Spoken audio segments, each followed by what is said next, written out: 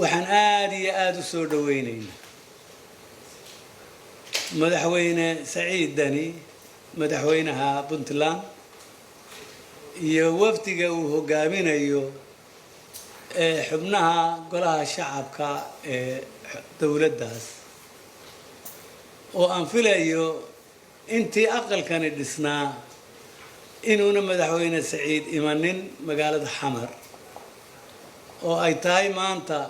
waqtigiisii ugu horeeyay muddada inagu aynu jirnay ee uu madaxweynaha noqday isagu uu yimaado aad iyo aad ayaan uga mahad celinaynaa oo aan u soo dhaweynaynaa isaga iyo waftigiisa inta haddaan idhaahdo si kooban waxaan u bixinayaa warbixin kooban oo aad u kooban mudane madaxweyne aqalkani wuxuu jiraa waa 3 sano iyo waxaan filayaa iyo 7 bilood muddadii uu jiray waad garan kartaa waa aqal cusub waa nidaam inagu cusub guud ahaan hase yeeshee iyadoo xaaladaha dalka jiraana ay yihiin kuwa caqabado badan leh waxa uu ku dadaalay inuu kaalin fiican ka qaato oo wax qabadkiisa u bixiyo aqalkani wuxuu matalaa oo dastuurku si toos ah u sheegaya dawladaha xubnaha ka ah dawladda federaalka wuuna ku dadaalay inuu ku shaqeeyo arrintaa inkasta oo caqabado fara badani ay jireen oo ayna si sahal ah yani waa nidaam inagu cusub federaal baan qaadanay oo inagu cusub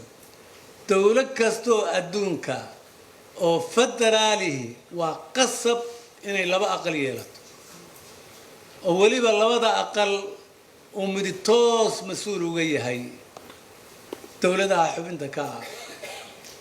dawladda dhexe aqalkani kolka intii dadaalkiisa arrintaa uu ku dhaqaaqay waxaan filayaa 21 sharci ayaa aqalkan soo gaadhay 21 kiiba wuu ansixiyay maanta ma jiro sharci aqalkan yaala oo aan la ansixin ma jiro sida badan in sidaan u shaqeynayna baarlamaankan waxa marka hore xukuumadda dabcan samaysa shuruucda 90%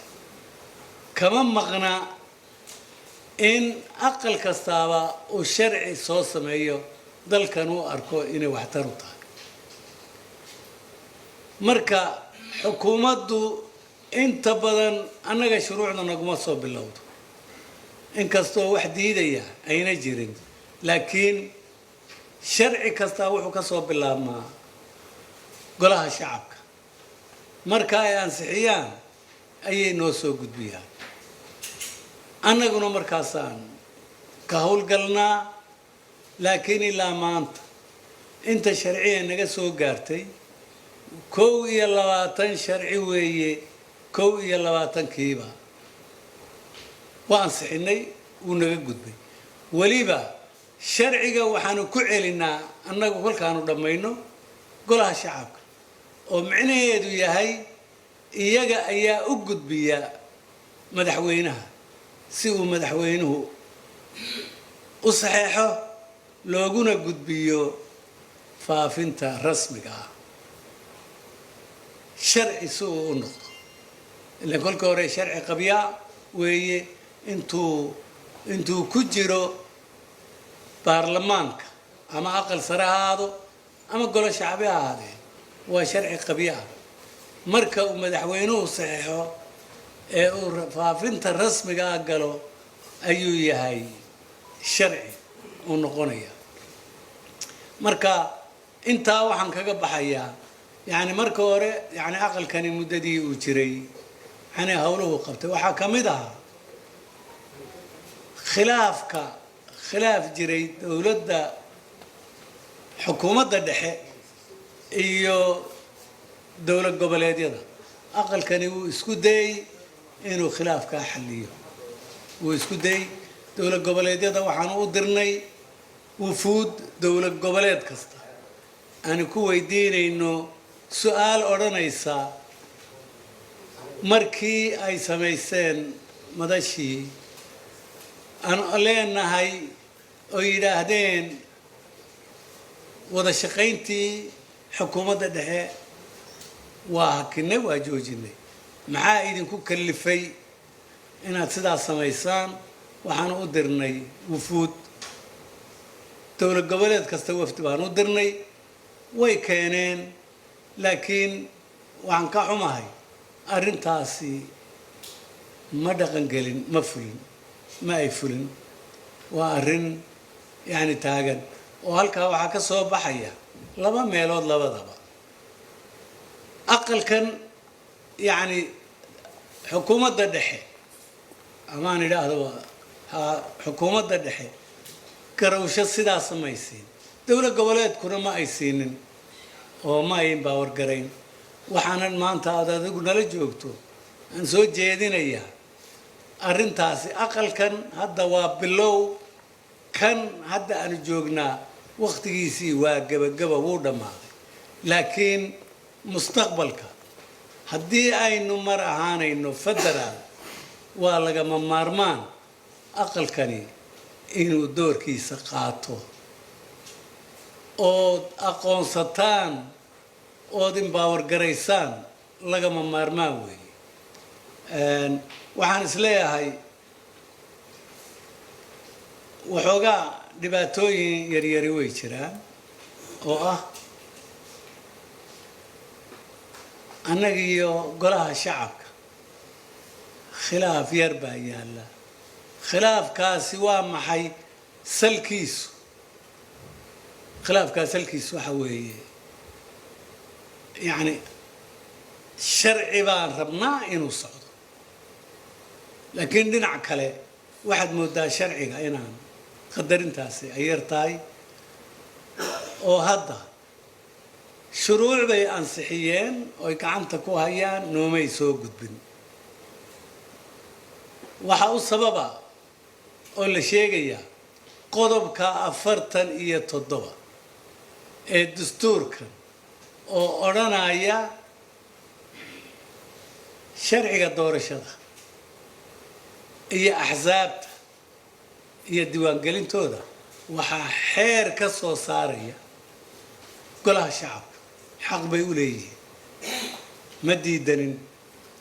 xaq bay u leeyihiin inay sharci xeer inay soo sameeyaan xeer biil inay keenaan waa labada aqalba xaq bay u yeelanayaan laakiin maxaan meesha ku jirin oo ina xaq u lahayn waxa weeye de ansixintu waxay u baahan tahay baarlamaanku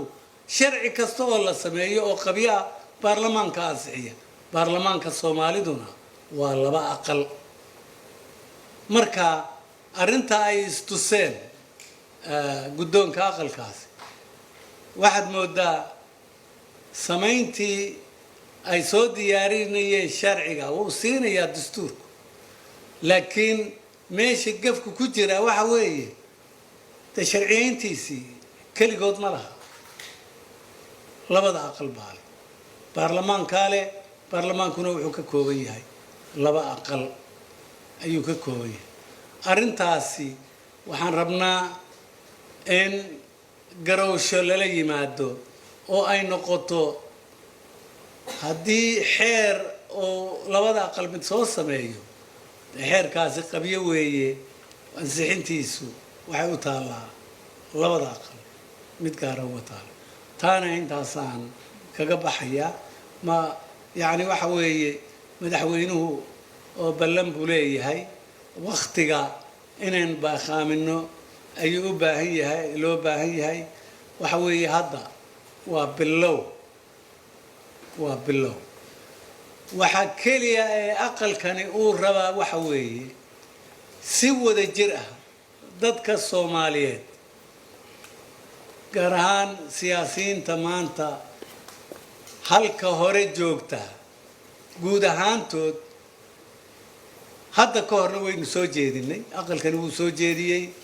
oo bishii Juun 9keedii waxaan shir ku galnay Zoom waxaana yiraahdeen oo waxaan soo jeedinay tala ah in shir la isugu wada yimaado kolka shir heshiis lagu wada yahay in doorashadu yani wax heshiis lagu wada yahay doorashada ku soo baxdo wali aqalkani wuu aaminsan yahay sidaas uu aaminsan yahay waxaan idinka codsanaynaa inaydun si wada jira heshiis lagu wada yahay la isugu yimaado ee aan cidina cid